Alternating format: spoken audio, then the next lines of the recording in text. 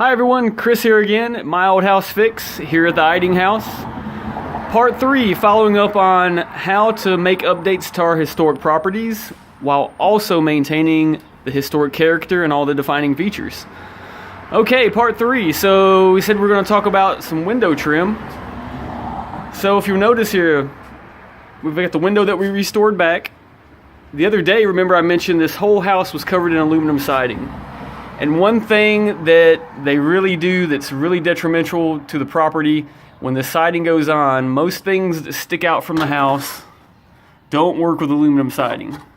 So some guys would come in and trim up to it, but all the trim on this house was knocked off up here. All the window seals were knocked off from here over, and the siding was run right up to the edge of the trim, covering all the trim up. So with this window, we did have to make it back from scratch. It was a door opening, but it's kind of the same principle. They knocked off the drip caps up top, and those were pretty easy. So what we did on those, again, we used our nice 1x that we talked about, the 1-inch deck boards, just a 1-inch. We ripped those down on an angle on the table saw, because if you'll find, a lot of times in the stores you can find this drip cap here, but it's very thin and it's very short. Not this about 2.5 to 3 inches, 1 inch at the back that tapers down to about 3/4 in the front. So how did we make this? So again, we had to look for clues, right? So at the top, we found this little nugget of a piece of wood. It was left right in the edge here. So when they knocked it off with the hammer, you can see just the damage that they did. So we had to remake all this here. So I had the back piece thickness, the height, the lip that goes under, again like a little piece of flashing that would go up under the trim. So using that and a few measurements off some neighbors' houses, I was able to replicate the actual template and make these new drip caps. And so they worked out pretty well. So we put the new drip cap up, primed it on all edges. Remember, really important, make sure you prime all 6 edges, top, bottom, front, back, left, and the right corner. Very important to keep water and moisture from wicking into the wood. It'll wick into the wood here and then push the paint off your surfaces. So very important, always prime any bare wood, especially on the exterior. So we put the new drip caps in.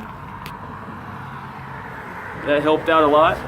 We also did the same to the door over here. Same thing when we had the trim off to rehab it. We put in the new drip caps. So those are good to go. We had to make a new window seal over here. On a lot of the other windows, we patched the corners here. We just put a patch in, planed it down, finished it. But this one had to have a full window seal piece here. So what we did is just again get a 2x6, 2x8, whatever fits your width. Rip it down on your table saw so you get the nice angle so water runs off. So we just ripped that down a little bit on a little bit of an angle. Remade the seal for the bottom plate.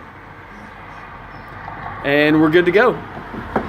So there again, it's a few little details that we did, not just buying stock pieces out of the store that will fit the purpose but not really fit the look, fit the character, and really bring the house back to what it used to look like with the full profile drip caps, the full thickness, same size trim boards as what's on the house. You know, it takes a little time. You know, you can measure what you currently have. So we wanted to make sure we replicated the side trim.